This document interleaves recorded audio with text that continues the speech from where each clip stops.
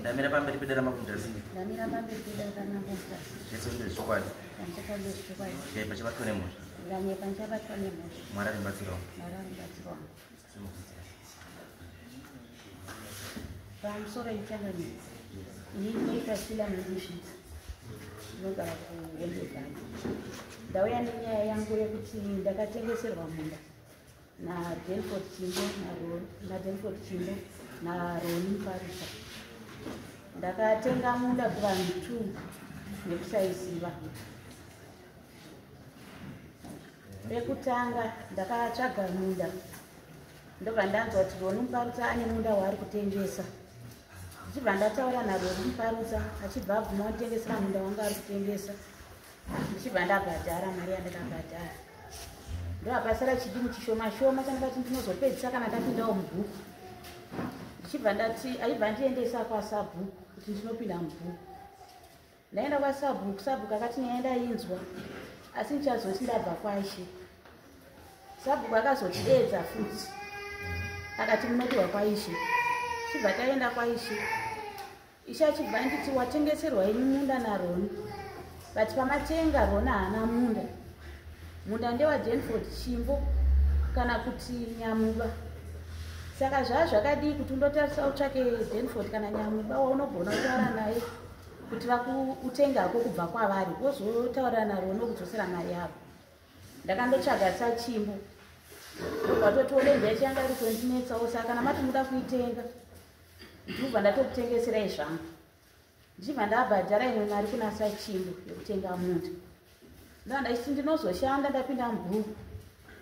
Saka saChimbo pandakaramba ndichiita follow up chibvunza maapapi vakati aiwa ndinogadzirisa.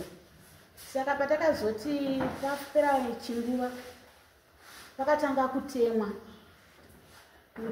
kukliya munda kana kuti kutema huni. Ndichibva ndafonera saChimbo ndikati saChimbo vanhu pamakanitengesera pepe pane vanhu vari kutema miti. Saka saChimbo vakati regedzai tizvigadzirise. Ndopatakazogumirana saChimbo. Saka nyaya yayo nazvino vese hapana atandirakidza munda vari vaviri.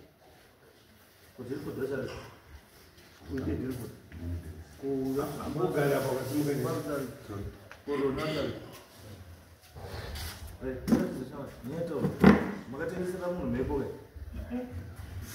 Pamusoro yechangamisi Dennis Chimbo kuti ndizozive uyu Shila kuburikidza Zimbabwe.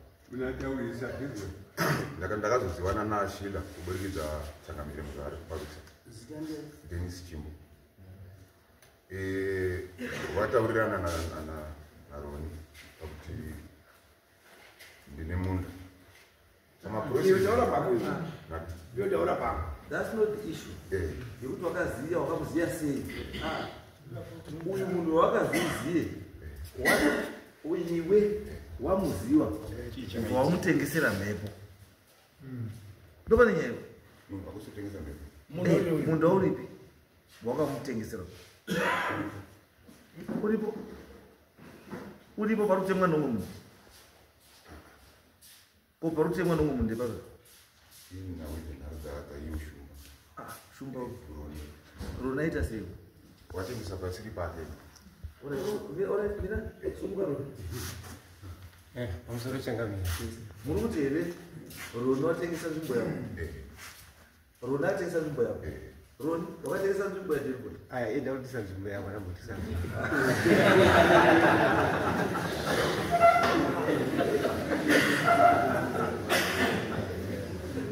Sabhuku ngauya.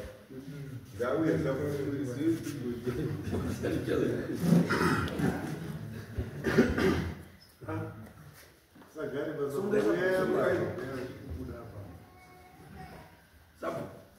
Jumbo, ane nzvimbo ndiani pawaziva ina? Muridzo wenzvimbo. Wandinoziva muridzo wenzvimbo ndironi. Ndiye mubhuku. Ndiye ari mubhuku rangu. Uye asi mubhuku rangu ari Delford. Haumubhuku hauna lenje. Ndizvo. Sambil pana ndau sana kwa. Ndati haumungu hauna land. Ndizvo Unogara here. kuri kuzvile. Ndoga kuri village. Kuhamba waikutengesa mumwe village sei? Igura rangu se. Igura rako. Igura ramba na sikuru wangu. Baba na sikuru wako. Aiwa. Kuyu ndinofunda zvipinda sei pakura ramba una sikuru wako. Wakapiwa pekugara biza. Wakakumbira. Vakapagaza kushuwa chana mbiri nauyanda kuta. Izwa akapiwa kugara chiri nani? Na ari wako. Aiwa. Iwo ndeva waona sikuru wako akunopiwa kugara namuzvare sei? Gura ramba wako uri. Runopiwa uyo namuzvare sei? Iyo riri gura ramba wako nasikuru wako. Akatoita chikumbiri icho tikati mazvikire izvi tikanzayo iye akugara besi. Chimirai. Mira. Haichateti nyaya inomai. Watopinza zita ramuzvare. Muzvare ndiishe. Saka in either ways you are implicating kuti ishe ane chekuita nenyaya yeconfusion irati. Yakatumira tsamba iyi No, it's okay. Saka akomana next court date mudaidza muzvare wayo kana. Zvakatumira zvakanaka une matigonera zvo. Uchakamira kuti ndiyakatumira. Mazuva enda taura. Next court date mudaidza muzvare wayo kana.